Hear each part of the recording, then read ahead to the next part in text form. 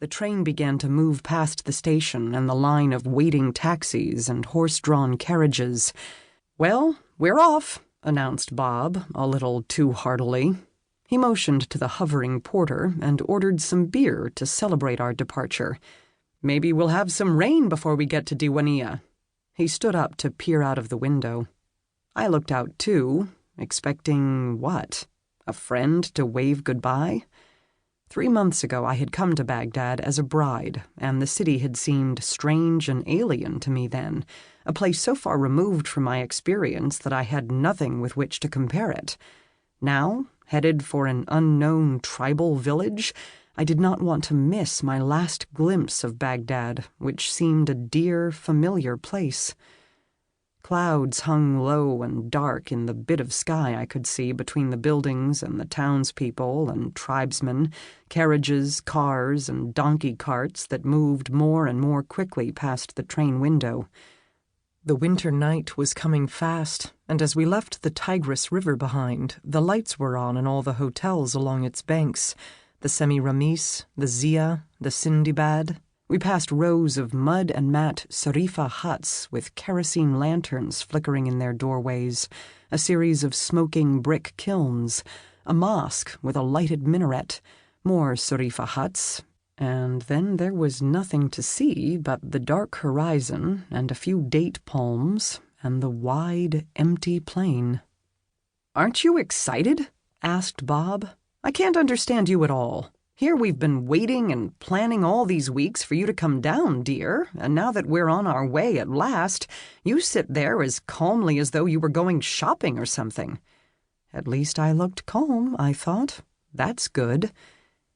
"Yes," I brought out, "I am excited." We sipped our beer. "And also scared," I added to myself. I had to get along well in El Nahra so I could help Bob with his work. But would I be able to? Bob had warned that we could certainly expect the women to be friendly at first, in the customary hospitable Arab way, but he couldn't be sure how they would react after the initial period.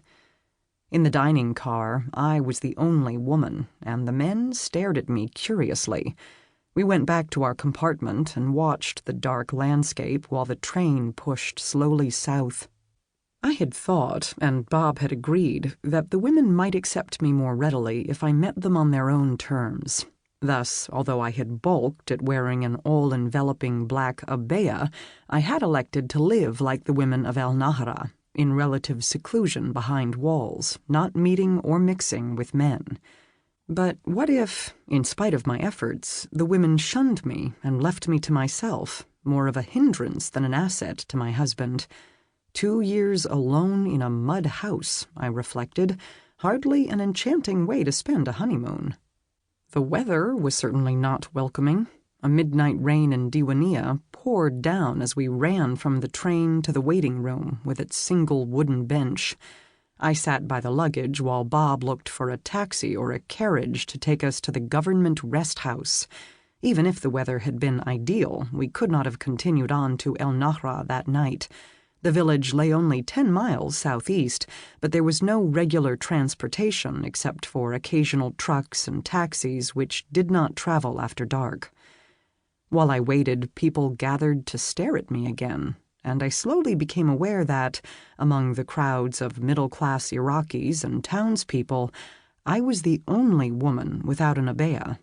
I began to be self-conscious. "This is ridiculous," I told myself. "Why should I have to wear that ugly thing? It's not my custom." The arguments with Bob about the abaya returned in a rush. Bob said I ought to wear it, since everyone else did. Since we were guests of the Sheik, he added, it would make everything easier if I wore the abaya. The Sheik wouldn't have to punish people for insulting me. Insulting me? I had been indignant. "They say an uncovered woman is an immoral woman," Bob had explained, and the tribesmen ask why a woman would want to show herself to anyone but her husband. I remembered my furious reply. "If they can't take me as I am, if we have to make artificial gestures to prove we are human beings too, what's the point?" Now, although I hated to admit it, my principles were weakening before my embarrassment as more and more people gathered to whisper and point.